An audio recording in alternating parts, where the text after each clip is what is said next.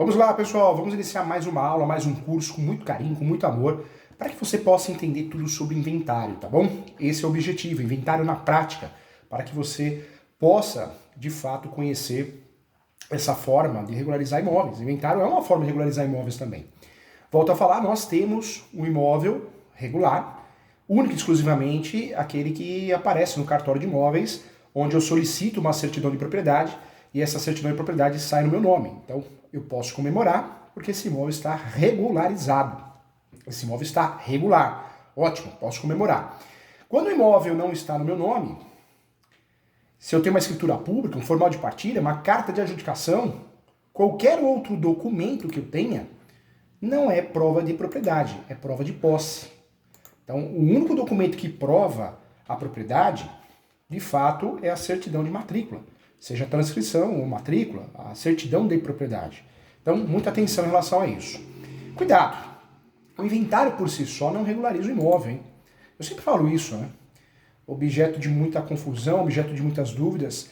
O inventário por si só, fazer um inventário de um falecido, falecida que não tinha um imóvel no seu nome, pode ser que não seja o melhor caminho. Pode ser que não seja o melhor caminho, porque fazer um inventário por fazer, você não vai regularizar o imóvel. Essa é a realidade, né? Você consegue regularizar o imóvel do falecido, da falecida, quando de fato esse imóvel estava no nome do falecido, da falecida. Aí eu consigo regularizar o imóvel através de inventário, senão não consigo. Então, muito cuidado em relação a isso, tá bom? Vamos lá, vamos conversar, tem muito assunto aqui. Quando nós falamos de inventário, o inventário pode ser feito de forma judicial, ação judicial. Eu vou fazer uma ação. No passado, o processo era físico, então eu faria as primeiras declarações, e aí depois das primeiras declarações eu apresentava os documentos do imóvel. Hoje tudo é digital. Eu oriento os meus alunos, eu faço dessa forma, quando eu vou apresentar o inventário, eu não fico fazendo por etapas. Eu já faço uma petição inicial, nessa petição inicial eu já apresento tudo. Eu já apresento o meu pedido, né, o inventário, já apresento também as primeiras declarações, os bens do falecido, os bens, dinheiro. Eu faço isso. Eu faço isso porque fazer um inventário por partes não é mais necessário. Você pode até fazer, mas vai atrasar o processo. Então eu já faço uma petição completa, com as primeiras declarações, que são os imóveis, os bens deixados pelo falecido e falecida, já peço a nomeação do inventariante, já também já junto documentos, testado de óbitos, RG, CPF do falecido, da falecida, documentos dos herdeiros, certidão de casamento para quem é casado. Eu prefiro fazer dessa forma. Eu não preciso ficar fazendo por etapa. Primeiro peço a abertura do inventário, depois apresento as primeiras declarações. Não, o processo era assim, porque era físico, então iria por etapas, né? Hoje não, digital você já faz tudo. Celeridade, economia processual, você pode até mencionar que em virtude da celeridade, do princípio da celeridade, economia e cooperação, eu venho requerer já apresentar na mesma peça, na exordial, o pedido de inventariante, quem vai ser o inventariante. Venho pedir também, já na inicial, apresentação das primeiras declarações. Já faço tudo, né, gente? Já faço tudo. Deixo o inventário, a petição de inventário, a ação de inventário mais completa possível. A peça, gente, vai ser feita assim: endereçamento, o juiz, né? Quando nós temos vara de família e sucessões, é para lá que eu vou encaminhar, quando não tem a vara civil. Qualificação das partes, como eu estou acostumado. Lembrando que eu posso fazer uma ação, e o nome vai ser ação de abertura de inventário. É o termo mais correto, mais utilizado. Mas eu posso chamar também ação de inventário judicial, não tem problema, não estaria errado, ok? Nessa ação, eu vou falar dos bens deixados por ocasião do óbito, do nome completo do falecido, nacionalidade, estado civil, CPF, com o último domicílio. Eu vou indicar essa indicação no último domicílio é importante. Falecido na data também eu tenho que indicar. Na cidade eu indico a cidade também, conforme certidão de óbito juntada, anexada, ok? Vou para os fatos. Nos fatos eu posso esclarecer o autor, né? O autor é indicar a relação com o de cujos, o autor, o inventariante, a relação com o de cujos é o falecido, né? Então eu posso fazer isso. O autor é filho, filha, irmão, irmã, marido, esposa, companheiro. Então vou fazer isso, vou apresentar nos fatos isso. Vou indicar também o endereço, conforme certidão, que também vou juntar anexo. Dessa união, se for companheiro ou companheira, Eu vou mencionar que nasceram filhos, conforme certidão de nascimento também, vou fazer isso. Depois eu vou trabalhar com outro tópico. Então o primeiro tópico seria ali a ação de abertura de inventário ou ação judicial de inventário, tanto faz, qualificação, fatos. O segundo tópico eu vou trabalhar com do inventariante, e aí eu trabalho do inventariante conforme artigo 660. E aí eu posso escrever de forma simples, atendendo aos requisitos dos artigos 615, 617 e 660, inciso 1 do CPC, requer a nomeação e indicar o inventariante como inventariante. Eu falo sempre para a família, quando eu sou contratado para fazer um inventário, eu oriento você que é advogada, oriento você que vai fazer um inventário, tem que escolher alguém para ser inventariante. Esse negócio de falar, eu não quero, o juiz, a juíza pode nomear um inventariante, ele é pago, né? Ele é pago e tem inventariante que cobra por esse serviço 10 mil reais por mês, 20 mil reais por mês. Tivemos um caso no escritório que o patrimônio era muito grande do falecido, ninguém queria ser inventariante, o juiz nomeou, ele cobrou 35 mil reais mensais para ser o inventariante. Então, cuidado, alguém tem que ser inventariante, é fato. Outro tópico que eu posso abrir, da meeira, né? O de cujos era casado em regime de comunhão parcial de bens, separação total de bens, união universal de bens, com quem constituiu o patrimônio e teve tantos filhos. Aí junto a certidão constante nos autos. Aí vou mencionar os nomes completos, né? Os nomes dos filhos, nome completo, nacionalidade, estado civil, idade, portador da cédula de identidade, inscrito no CPF tal, residente domiciliado na rua tal, no município, endereço eletrônico, que é o e-mail, ou qual convivia em regime de bens, um exemplo. Então, faço isso. Depois, eu posso abrir outro tópico dos herdeiros, né? Então, eu abro do meeira, depois eu abro dos herdeiros, posso fazer isso também, isso é muito comum, cada um tem um jeito de escrever, mudou muito o processo digital, mas existe essa forma adequada de fazer também, então posso fazer isso também. Então, interessante. Quero lembrar você também, quando nós fazemos aqui a seleção dos herdeiros, eu posso também já trazer os documentos, né? Eu vou falar do herdeiro inventariante, eu posso trabalhar ou em tópico separado do inventariante, ou eu menciono o herdeiro inventariante, tanto faz. Inventariante eu vou trabalhar com estado civil, nacionalidade, estado civil, profissão, data de nascimento, escrito no CPF, RG tal, residente domiciliado na rua tal, vou fazer isso. Herdeiro, herdeira 2, herdeiro 3, trabalho dessa forma, conforme documentos, conforme atestado, anexos, né, documentos anexos. Abro um tópico também do espólio, e aí eu posso mencionar, visto que era viúva e por consequente era único possuidor do bem, o espólio é composto por 100% de bem abaixo descrito, por se tratar de bem comum do casal. Assim, o espólio deixado pelo inventariante é constituído do seguinte bem. Aí eu vou esclarecer os bens.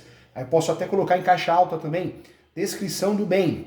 O único bem existente no espólio a ser partilhado pelos herdeiros. Coloco lá, doc tal, documento. O que eu tenho que ter em mente nessa petição de inventário? Eu sempre apresento os bens do falecido, da falecida.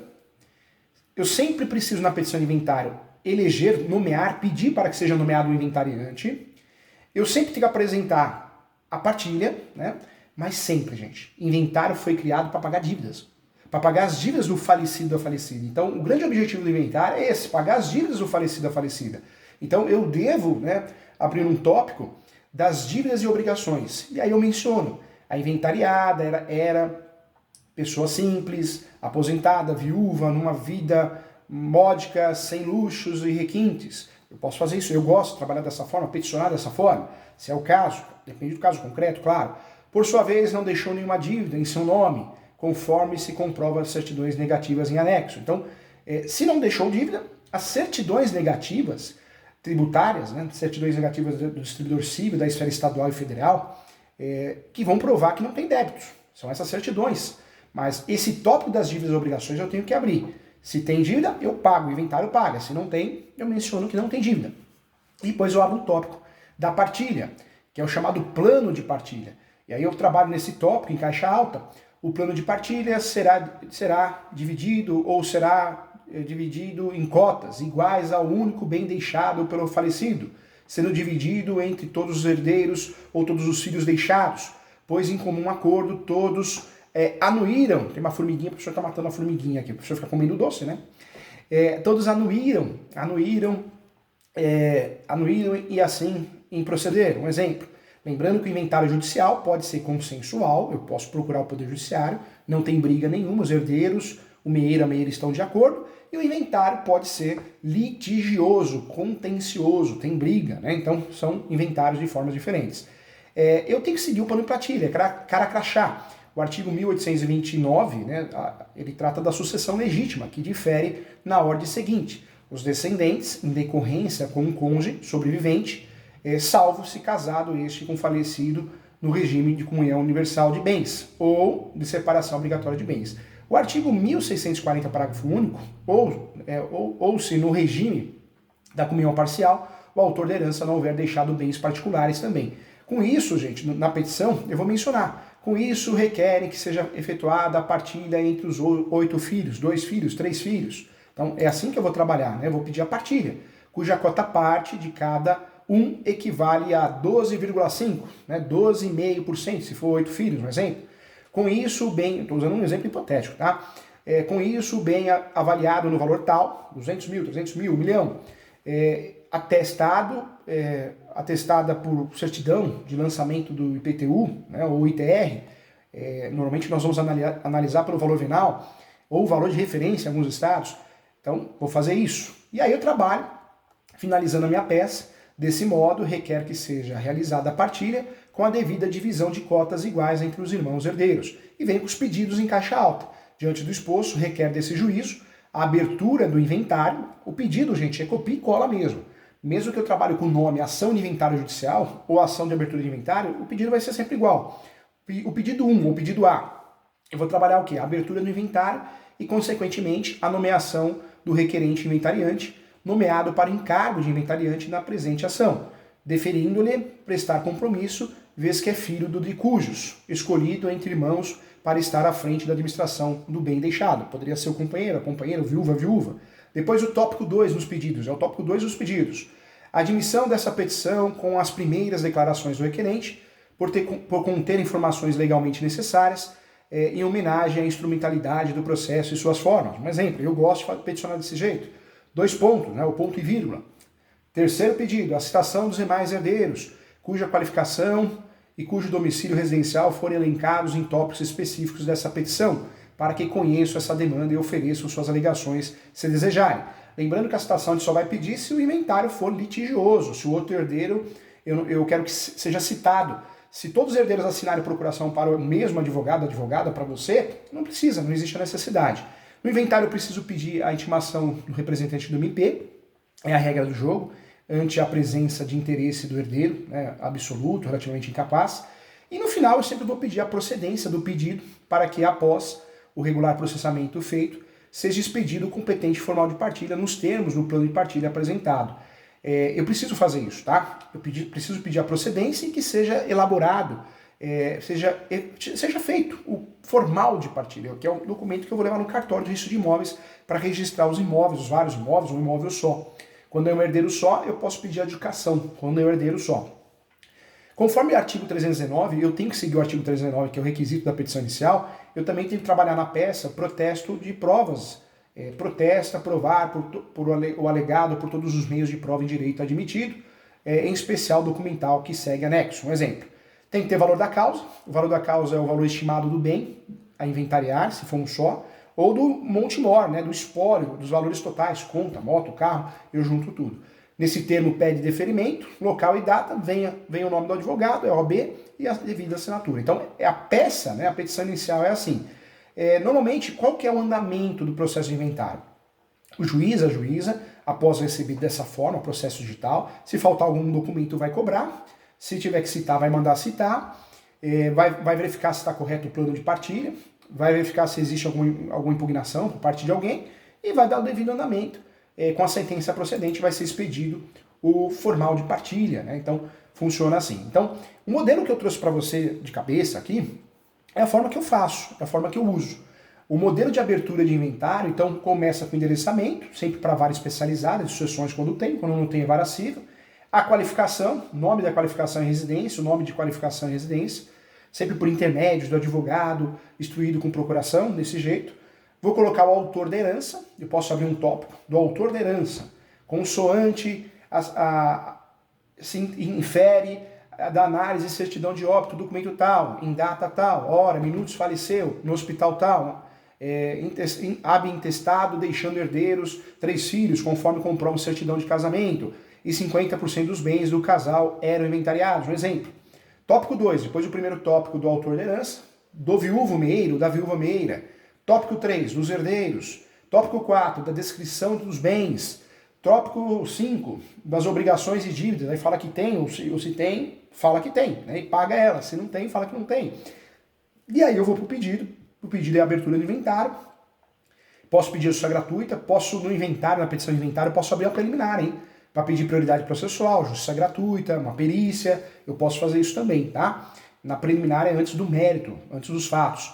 Então, fique atento em relação a isso. Então, esse é o formato da petição de inventário. Quando eu vou contestar, eu sou um herdeiro e quero contestar, aí vou me habilitar como terceiro interessado e vou contestar. Ou eu vou ser citado e vou contestar após a citação. É assim que funciona, tá? É desse jeito que tem que ser feito. A petição pode ser feita dessa forma ou mais simplificada também. Eu posso trabalhar com uma petição de abertura de inventário ou ação judicial de inventário no formato bem simples. Fatos, direitos e pedido. E no direito eu coloco a nomeação do inventariante. Então eu posso fazer assim também. Se você quiser, não tem nada de errado. Não existe uma formalidade para fazer inventário, né? Muita gente, eu vejo que tem muita gente na internet que dá curso de inventário, que complica, parece que é um bicho de 7 cabeças. Não, a petição, no formato que você se adeque, no formato caixa alta, separado, fica mais didática, mas você pode fazer o basicão, fato, fundamento e pedido.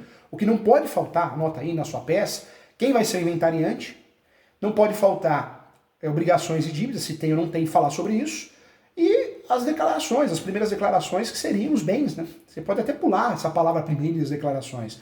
Nossa, tem muita gente que enfeita o pavão, 20 mil inventário, que eu só cobro 20 mil. Não, não é nada disso, gente. As pessoas inventam muito, mundo de Instagram, mundo de Bob, né? A pessoa vende uma coisa que não é, que não faz, que nunca fez, é assustador. Cuidado, tá? O inventário judicial, eu preciso, assim como o extrajudicial, recolher o tributo.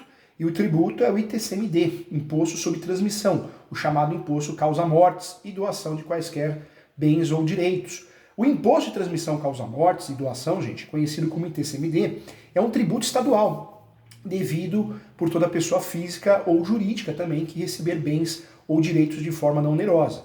As formas mais comuns de transmissões ou cessões não onerosas de bens ou direitos, né, são a doação. A doação e a sucessão patrimonial causa-mortes é a mais comum. E é importante saber também que a doação pode ocorrer de diversas formas, por exemplo, a diferença, né, de partilha e uma separação, renúncia de herança em favor de um herdeiro, distribuição desproporcional, não justificável, de lucros de pessoa jurídica, assunção de dívidas de terceiros, isso é muito comum. Segundo a legislação, gente, o ITCMD será calculado e recolhido pelo próprio sujeito passivo, sem qualquer exame prévio de autoridade administrativa, acontecendo no passado, hoje não, por intermédio de declaração de informações econômica fiscal do imposto sobre transmissão causa-mortes e doação, né, de quaisquer bens e direitos. É gerado, hoje em dia você entra no site da Fazenda, do Estado, e o advogado mesmo, o corretor, a corretora, a própria parte, ela gera as guias, o sistema é autodidata, né, e ele já separa, você já lança quem são os herdeiros, meeiro, meeira, e ele já divide a porcentagem que cada um tem que pagar. Depois você junta isso no processo. Então, embora não exija manifesto prévio, o lançamento feito pelo contribuinte fica sujeito à revisão, claro, posterior, que tem por objetivo de apurar se as informações prestadas pelo sujeito passivo e utilizadas no cálculo do imposto estão corretas. Então, se você, advogado, corretor, corretora, parte interessada, faz um preenchimento no sistema e calcula, né, paga errado, paga um valor menor, com certeza a Fazenda vai mandar uma notificaçãozinha para fazer a retificação, que não é nem um bicho de 7 cabeças, é só fazer a retificação também. Se bem que é difícil errar, hein? É difícil errar porque é muito simples, né, hoje você fazer a declaração, né? Você fazer é muito simples, mudou muito, né? É muito facilitado. O advogado especialista em inventário, de fato, ele precisa conhecer os passos do inventário. Então, judicialmente é isso.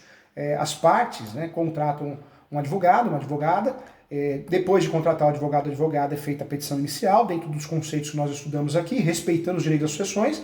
Feito o protocolo, a distribuição, o juiz vai pedir para emendar com documentos faltantes, vai pedir para citar se é caso de citar, e posteriormente vai dar o procedimento do pedido e fazer a expedição do formal de partilha. Eu quero lembrar a você que nós temos, né, vários objetivos em relação ao inventário. O inventário é um processo que ocorre após a morte de uma pessoa. Assim, durante esse processo que ocorre o levantamento de todos os bens que o falecido deixou. Além disso, ele pode ser judicial ou extrajudicial. Após a morte de uma pessoa, é necessário fazer um inventário de todos os bens que ela deixou, ou seja, é preciso listar esses bens e dívidas que compõem o espólio. O espólio é os valores dos bens deixados pelo falecido e as dívidas também, né?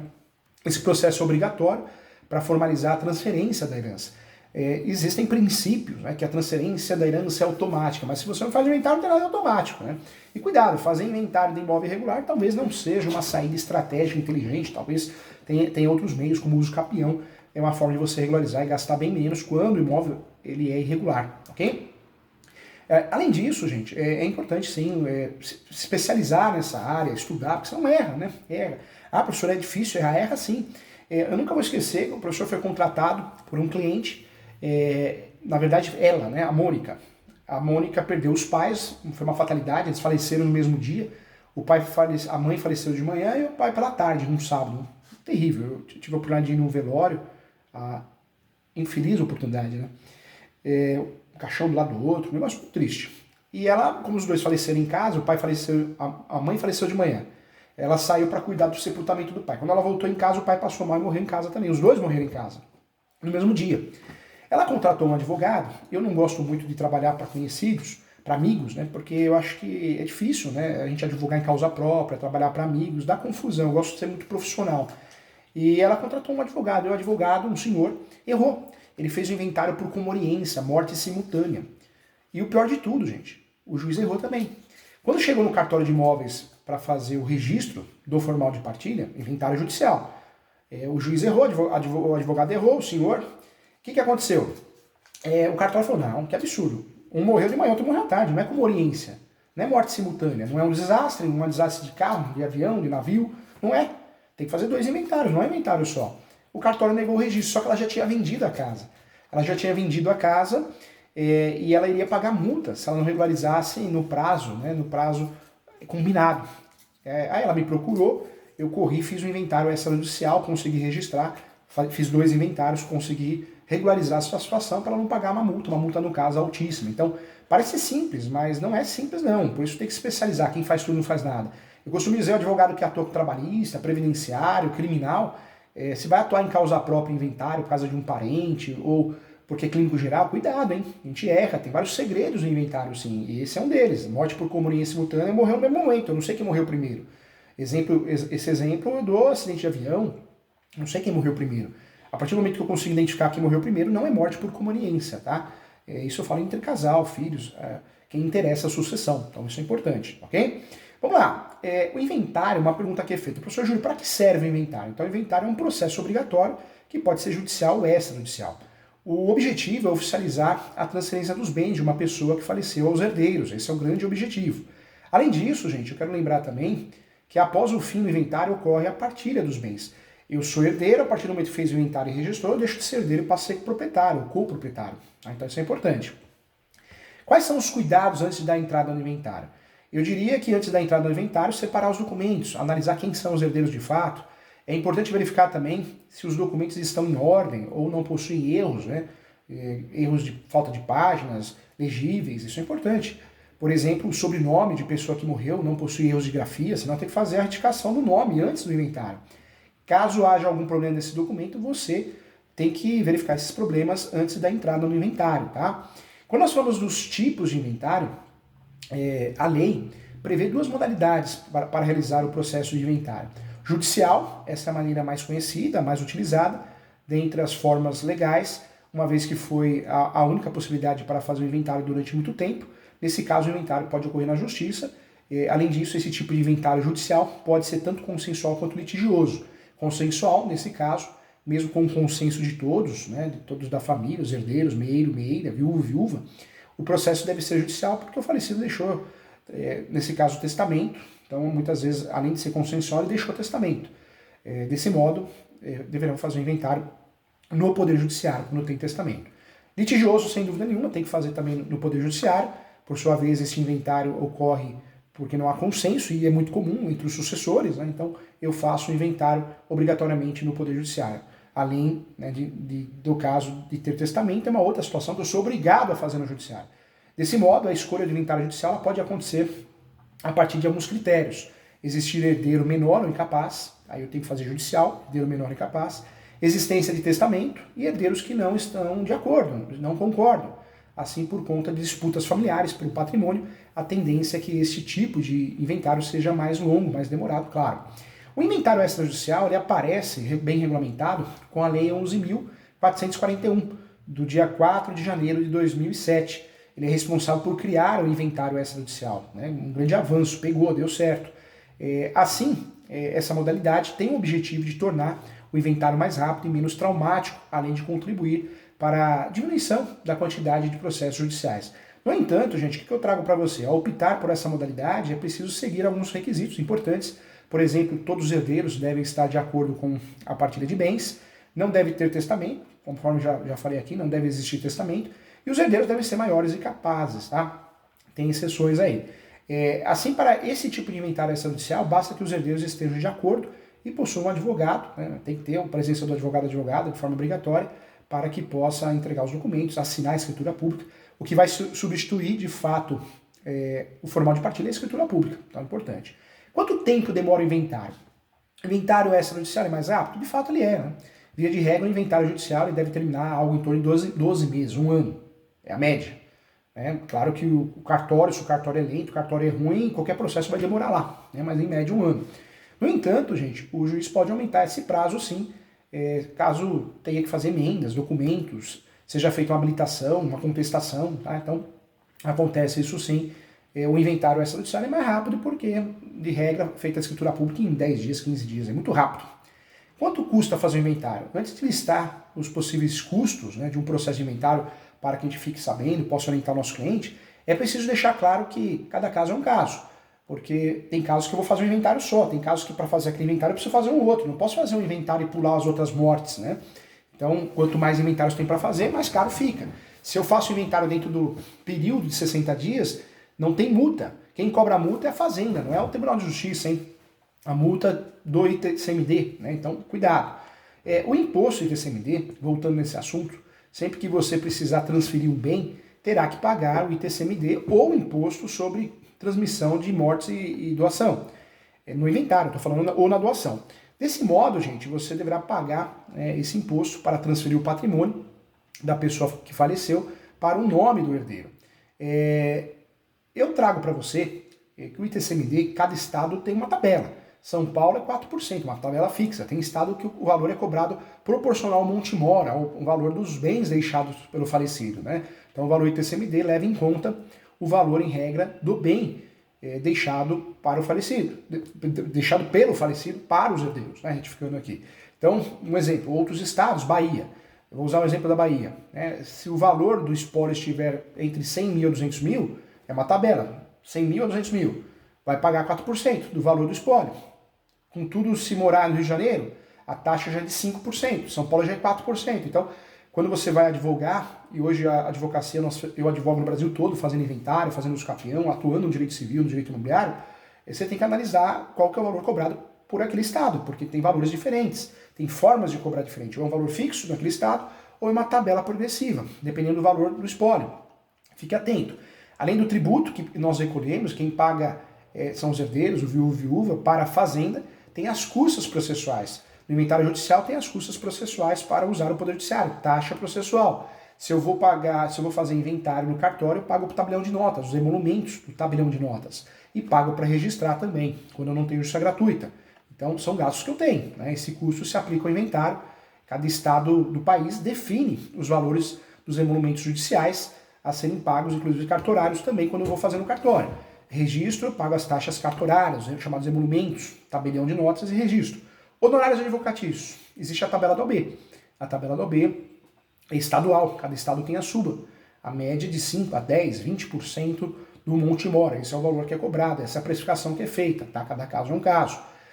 Qual o prazo para abrir o inventário? De acordo com o artigo 983 do Código de Processo Civil atual, você tem um prazo de 60 dias para abrir o inventário, e é esse prazo que prevalece, tá? No entanto, esse processo se aplica tanto à abertura quanto ao pagamento também do imposto de transmissão causa-mortes, né, e doações. É importante lembrar disso. É importante também que você, o seu cliente, apresente os documentos necessários para dar entrada no inventário o mais rápido possível também. Então isso também é fundamental. Qual o prazo do inventário durante a época da pandemia, né? Na verdade, nós tivemos a Lei 14.010, que ela acabou postergando, né? O prazo de 2 meses para dar entrada ficou suspenso até o dia 30 de outubro de 2020. Já passou muito tempo, né? Alguns dizem que já estamos vivendo a fase pós-pandemia, ainda estamos na pandemia, mas lá atrás, né, só para você saber que tivemos essa interferência, já faz muito tempo, né, já faz aí muitos anos, mas para você saber, porque às vezes você é contratado, às vezes você vai fazer um inventário e ocorreu o falecimento na época da pandemia, então um ponto importante. Como funciona o processo de inventário da herança então? Passo a passo, vamos lá, juntos aqui, ó. Vamos pensar juntos aqui. Contratação do advogado, tem que ter advogado, apurar a existência de testamento, tem que analisar. Eu analiso isso através da certidão negativa do colégio notarial. É lá que eu vou localizar se tem testamento ou não. O meu cliente, eu vou pagar por isso. Vou apurar o patrimônio, vou levantar a documentação, certidão de propriedade, documento dos veículos, extrato bancário, para ver se tem dinheiro na conta corrente, conta poupança. Depois de apurar o patrimônio, eu vou decidir se o inventário será judicial ou extrajudicial. Vou escolher quem é o inventariante. Se tiver dívidas, eu vou negociar essas dívidas se existirem, vou pagar com o dinheiro do espólio do falecido, se não tiverem, vou legar isso na peça. Vou decidir, né, como farão a partilha de bens, conforme regras previstas no Código Civil. Vou pagar os tributos, né, os impostos, e vou emitir o formal de partilha ou escritura pública. Esses são os passos a passos, tá, que devem ser feitos. O advogado é importante que ele conheça o assunto, né, o advogada, apurar a existência do patrimônio, isso é fundamental. Os documentos necessários para dar entrada no inventário do falecido, certidão de óbito, RG e CPF, anota aí. Certidão de casamento e certidão de pacto antinupcial se tiver, ambas atualizadas na hipótese de casamento. Escritura pública de união estável, se tiver, atualizada na hipótese de união estável. Certidão de nascimento atualizada na hipótese do falecido ser solteiro. Certidão também de casamento averbada com a declaração de divórcio, na hipótese de divórcio. Comprovante de residência do último imóvel. Certidão de existência de um testamento emitida pelo Colégio Notarial do Brasil. É obrigatória essa certidão, inventário.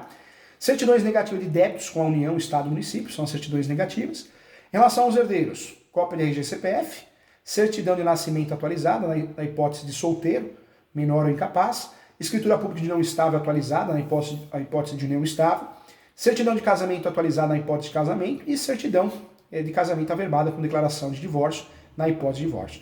Em relação aos documentos de bens deixados pelo falecido, escritura pública, certidão de matrícula atualizada ou de propriedade, certidão de ônus reais emitida pelo cartório de registro de imóveis, guia de IPTU ou outro documento do município onde conste o valor estimado do imóvel, certidão negativa de débitos municipais também relacionadas ao imóvel urbano, certidão negativa de débitos federais relacionada ao imóvel rural emitida pela Secretaria da Receita Federal, Ministério da Fazenda, certidão do cadastro do imóvel rural, CECIRO, emitido pelo INCRA. Em relação a bens móveis, comprovante de propriedade ou direito, documento de veículo, extratos bancários, notas fiscais e joias e bens, etc. No geral, esses documentos é o que você vai utilizar. Também é necessário, nessa lista, testamento, se é que tem, certidão de curatela e outros também. Isso é importante também dentro dessa lista, tá? Inventariante, quais são as responsabilidades, né? É importante você saber escolher, vamos trabalhar aqui, veja como escolher. O inventariante, gente, é a pessoa responsável por administrar o espólio. Não faz muita coisa, mas é o responsável para administrar o espólio, alugar, receber aluguel, né? Receber participação dos valores, dos lucros da empresa. Então a assinatura constará no termo de compromisso firmado no processo judicial perante o juiz, tá? Portanto, gente, a formação de um inventariante é a de assumir as obrigações resultantes, né, do patrimônio, representá-lo ativamente ou passivamente e também se empenhar para atender determinações advindas do processo, tá? Ou seja, eu sempre falo isso, né? O inventariante é responsável por guardar e zelar o espólio. E além disso, para escolher o inventariante, é importante levar em conta a ordem do Código de Processo Civil. Vamos lá nessa ordem, hein? Cônjuge ou companheiro, viúvo, viúva, ok? Depois, herdeiro, que se achar na posse e na administração do patrimônio geral. Qualquer herdeiro, caso nenhum se apresente para administrar o espólio. Nessa ordem, a quarta opção, o herdeiro menor, por seu representante legal. Depois, o testamento, desde que ele seja o responsável por administrar a herança, ou ela esteja distribuída, né, em legados. 6, o cessionário do herdeiro, ou do legatário. 7, o inventariante judicial, se houver. E 8, pessoa estranha, né, idônea, quando não houver inventariante, que é má fria, porque vai ter que pagar por isso, hein? Então a família fica brigando muito, vai ter que pagar. Uma pergunta que é muito comum: professor Júlio, o que é inventário negativo? Essa modalidade de inventário, ela obtém 3 vertentes. A primeira ocorre quando o falecido não deixar ou não deixou nenhum bem, né? É utilizado para provar. É necessário que os herdeiros tenham uma declaração judicial ou escritura sobre o caso. A segunda vertente ocorre quando o decúbito não deixa bens algum, porém deixa algumas dívidas, e nesse caso os sucessores devem sim ter uma certidão atestando que não há bens para serem partilhados. E a terceira, eu diria, a terceira situação que pode ocorrer, por sua vez, ocorre quando há um patrimônio, mas esse não é suficiente para arcar com as dívidas que ele deixou, então é uma prova, uma forma de eu poder, fazendo isso, evitar problemas como herdeiro, herdeira, viúvo, viúvo, tá? Então, isso é importante usar dessa forma. É possível fazer o arrolamento? É possível. Existem 2 tipos de arrolamento, que é um inventário mais simplificado. O simples e o sumário, tá? O arrolamento simples é uma forma mais rápida de partilhar os bens, é fato. Nesse caso, leva-se em consideração o valor final do patrimônio deixado e o acordo feito entre os herdeiros também. Além disso, outro ponto importante que eu queria trabalhar com você, gente, isso é importante, ele pode ser aplicado ao pedido de adjudicação, quando houver um único bem, um único herdeiro, tá bom? Pode ser feito isso também. Contudo, no arrolamento simples, o total dos valores, né, dos bens, deve ser igual ou inferior a 1.000 salários mínimos. Essa é a regra, tá? Essa é a regra do jogo. O arrolamento sumário, por sua vez, simplifica ainda mais o processo de inventariante, ou de inventariar o espólio, já que tem como requisito que todos os herdeiros sejam maiores e capazes e estejam de acordo com a partilha de bens do patrimônio também. Além disso, gente, diferente do arrolamento simples, não possui um teto, né, quanto ao valor também. Outra pergunta que é muito comum e fizeram também para mim na aula é: o que acontece quando o herdeiro não concorda com a partilha de bens? Na verdade, quando isso acontece, a partilha de bens deve respeitar o que está determinado na legislação, na lei. Portanto, o juiz não pode inventar moda, o juiz, a juíza. O juiz não avalia questões pessoais no processo de inventário. O juiz analisa o que está na lei. Vai ser feita cara a crachá. Tá? Assim, qualquer herdeiro tem os direitos garantidos, desde que sejam conciliados com um acordo feito judicialmente. Tá? Isso é importante também. Então, importante. Professor, eu esqueci um bem. Fiz o inventário, esqueci um bem. Faz a sobrepartilha. Sobrepartilha é para isso. Professor Júlio, apareceu um herdeiro novo. Meu cliente é esse herdeiro novo que foi omitido. Um filho novo que apareceu, que o falecido não sabia, a falecida não sabia, tem que fazer uma petição de herança. O nome da ação, petição de herança, para pedir nulidade de tudo e partilhar de novo, porque foi partilhado da forma errada. E o alvará judicial? O alvará judicial pode ser feito, né? Pode ser feito sim, no lugar do inventário, para levantamento de valores em bancos, FGTS, bens de pequeno valor. Quando eu vou solicitar o alvará judicial, o pedido de alvará judicial ele pode ser feito pelo interessado e levantar valores depositados em contas bancárias em nome da pessoa já falecida. Não pode ter litígios, tem outros herdeiros, né? De modo geral, o requerimento ele é feito pela viúva ou pelos herdeiros para que o juiz demonstre a existência dos valores ou dos bens a serem negociados. Tá? Essa é a ideia mais comum. Alvará é o documento, né, fornecido por um juiz para saque dos valores ou autorização também para praticar algum ato, por exemplo, assinar escritura pública de venda, né, de compra e venda, representando o espólio. Então eu posso fazer um pedido de alvará judicial no meio do inventário para vender um bem de pequeno valor ou liberar um valor para poder custear o inventário. E se o falecido deixou um bem só, eu posso fazer alvará deixando de lado o inventário. Tá? Então, importante isso. Quero lembrar você, quando eu não sei o dinheiro que o falecido deixou, tem meios para descobrir. Posso fazer o processo judicial, sendo nomeado inventariante, eu posso ter acesso a essas informações. Dá para quebrar esse sigilo, né?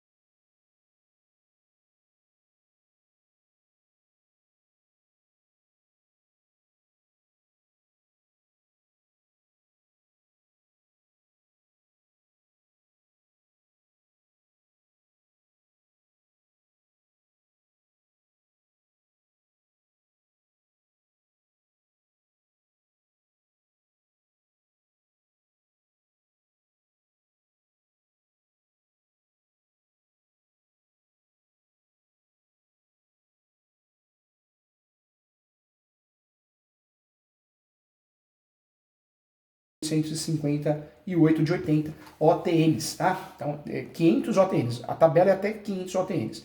O interessado deve indicar os herdeiros e os valores existentes na conta do autor falecido, autora, e o valor é 50 OTNs. Isso é importante, esse valor você tem que analisar sempre qual o valor atualizado. Esse valor hoje é R$ 25,08. Esse é o valor de 2022. Então, sempre olhar qual que é o valor do OTNs. Extrapolando esse valor, 500 OTNs, não dá, tem que fazer inventário, tá? Extrapolado o limite de 500 OTNs é necessário o processo de inventário obrigatoriamente para a liberação do valor ultrapassado a quantia, tá? Então fique atento. Quando é necessário, existem duas situações então que requerem autorização judicial e existe a necessidade do levantamento via alvará, tá? Então levantamento de valores da conta do falecido, quando a pessoa falecida deixa valores, conta bancária para sacar ou levantar valores, e é preciso demonstrar ao juiz por meio de extrato ou outra prova, como cartão correspondente do banco, demonstrando que existem valores depositados e resta, assim, apresentar o grau de vínculo com o falecido, cônjuge, pai, filho, irmão, tá? Isso é necessário sim, é necessário juntar certidão de óbito, certidão de casamento do falecido ou nascimento, se solteiro, certidão de nascimento de todos interessados no pedido também, e requerer a expedição de alvará para levantamento desses valores, tá? Sacar resíduo do INSS no falecimento do genitor também, no caso de aposentado, que morre antes de receber o pagamento referente àquele mês, deixa um resíduo do INSS, né, correspondente ao 13º proporcional, por exemplo, uma fração ideal do valor do benefício no mês do óbito. Então o INSS não pode reter esses valores, esses resíduos, pois estão, ou pelo menos estavam, incorporados ao direito até então do segurado, por isso também pode ser motivo de alvará. Receber a restituição de imposto de renda do falecido também, a restituição do imposto pode ser feita mediante requerimento ao delegado da Receita Federal, da jurisdição do último endereço do falecido, desde que exista dependentes habilitados perante o INSS, conforme certidão dependentes do INSS, até que seja fornecida pelo INSS. O requerimento deve ser formulado pelo cônjuge viúvo, né, viúva, convivente também, ou herdeiro capaz, ou tutor ou curador, conforme o caso também. Eu posso tentar fazer dessa forma administrativa, se não conseguir, vou pedir através de FGTS também.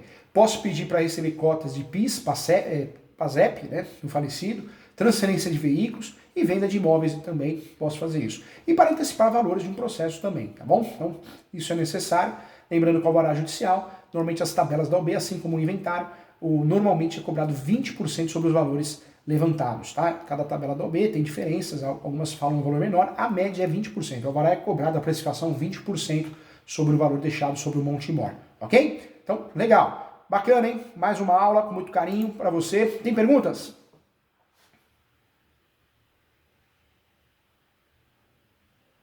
Tem perguntas. E sempre quem? Monique Cruz. Fera, sempre estudando, aproveitando as oportunidades que a vida nos dá, né? Tem muita gente que, minha vida não dá certo, mas não aproveita as oportunidades. Hoje o professor estava indo para o escritório, vi uma placa, curso de inglês gratuito. Ou seja, se a gente procurar, a gente acha cursos gratuitos, cursos na internet. Muitas vezes a gente tem desculpa para viver mal, para reclamar. A felicidade plena, gente, é uma utopia, hein? Então não busque a felicidade plena porque você nunca vai encontrar, tá bom? Vamos lá. Eu quero fazer um convite antes, vai aparecer para você. Faça a minha pós, gente. As matrículas da pós-graduação de Direito Civil e Processo Civil estão abertas, hein? Você que é corretor de imóveis, corretor, advogado, investidor, tem a minha pós de imobiliário fantástica. Pós focada na prática. Tem muito corretor de imóveis, corretor, advogado da fazenda. Faça a minha pós de Direito Imobiliário e Transações Imobiliárias. Transações e negócios imobiliários, negócios contratuais. Pós de Direito Imobiliário focada na prática online. Tem plantão de dúvida uma vez por mês. Entra no site www.portalesu.com.br www.portalesu, Escola Superior Universitária.com.br. Entra lá. Siga o professor nas redes sociais, no Instagram, professor.julio.sanches. Siga no meu canal do YouTube, professor Júlio César Sanches. Muitas aulas, cursos gratuitos, palestras, webinários.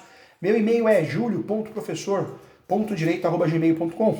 WhatsApp profissional 11 99685 3891. E o telefone fixo do escritório para você agendar mentorias, o professor corrige peça, teses, recursos, treino para você para uma audiência, treino você para uma sustentação oral. O telefone é o 2061-5649. 2061-5649. Eu atendo o Brasil todo, ou presencial ou online, tá bom? Legal, vamos voltar para a pergunta então. Bacana. A Monique Cruz pergunta: herdeiros que querem vender através de uma cessão de direitos hereditários. Nesse caso, o comprador terá que pagar o ITCMD? Olha só, Monique, nós temos os direitos hereditários e os direitos possessórios. Quando eu for fazer direitos hereditários, o que eu preciso fazer? A compra e venda de direitos hereditários para quem está comprando ou para quem está vendendo? É muito importante que tenha a anuência de todos os herdeiros. Quando eu compro direitos hereditários da forma equivocada, né, ou seja, por instrumento particular, ou não tem anuência do herdeiro, gente, eu estou dando um tiro no pé. Sabe por quê? Porque eu não estou comprando nada, não é válido. Sempre que eu for comprar direitos hereditários, se eu sou o terceiro, eu posso fazer isso. Mas tem que ser por escritura pública. Tem que ser por escritura pública e também tem que ter assinatura de todos os herdeiros. Então, tem que ter. Se eu não tenho essa possibilidade de fazer escritura pública porque acho caro, o tabelião de notas eu não tenho condições de pagar, ou um dos herdeiros sumiu, então é melhor comprar a posse, hein? Cessão de direitos possessórios e afins, conforme anunciado no 492. É importante, né? É importante falar sobre isso, porque comprar errado você não está comprando nada. Depois você vai fazer um uso capião, alguma coisa, você não tem um reconhecimento, né? Um reconhecimento que esse documento tenha valor, como justo título e boa fé. Então cuidado, tá? Em relação à sua pergunta, muito inteligente como sempre, a cessão de direitos possessórios não paga ITCMD, não. A cessão de direitos hereditários, o ideal, né, o ITCMD, imposto de transmissão, causa-mortes e doação de quaisquer bens ou direitos, é um imposto cobrado nesse tipo de situação, então o ideal é recolher sim. Tanto é que o tabelião de notas só vai lavrar a escritura pública de cessão de direitos hereditários, ele é um fiscal também dos tributos, ele vai exigir que você faça o recolhimento. O ITCMD deve ser pago pelo cessionário, né? Então, se a transação for onerosa, paga. Se não for onerosa, não paga. Então vamos dizer que eu estou fazendo a cessão de direitos hereditários para você, minha irmã, os outros irmãos também, mas não onerosa. Não tem ITCMD. Essa é a regra do jogo. Se nós estamos falando de uma transação que é onerosa, um irmão está comprando ou um terceiro está comprando, nós temos que pagar sim, tá bom? Então, também um tema muito importante. Quando nós falamos de cessão de direitos hereditários, é o contrato para compra e venda de direitos hereditários, de herança, por parte dos herdeiros ou de um terceiro. É o direito que as pessoas que vão herdar algum bem têm de recebê-lo, ou seja, é a transferência de bens ou direitos de um patrimônio após o falecimento de um ente querido, tá? Como que eu faço a cessão de direitos hereditários? Então, se for fazer, escritura pública com a anuência de todos os herdeiros, se for onerosa, recolho sim, tá? Só pode se falar em herança após a morte do autor, né, da herança dele ou dela. Eu não posso vender a herança de alguém se ele não morreu, hein? Cuidado, tem isso também, já vi aqui no escritório. Então, muita atenção em relação a isso. Para fazer a cessão de direitos hereditários, a cessão é feita em notas, tabelião de notas, em escritura pública. Deve ser verificado ainda em notas se algum dos herdeiros gostaria de ceder sua parte, parcial ou inteiramente, tá? Quais são os documentos necessários para fazer uma cessão de direitos hereditários?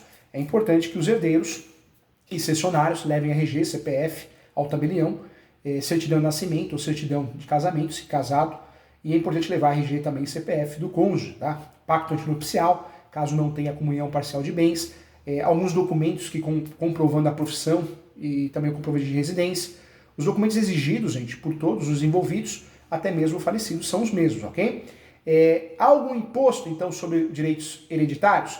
O ITCMD, que é o imposto sobre transmissão, causa-morte, doação de qualquer bens e direitos, é imposto cobrado sim nesse tipo de negócio.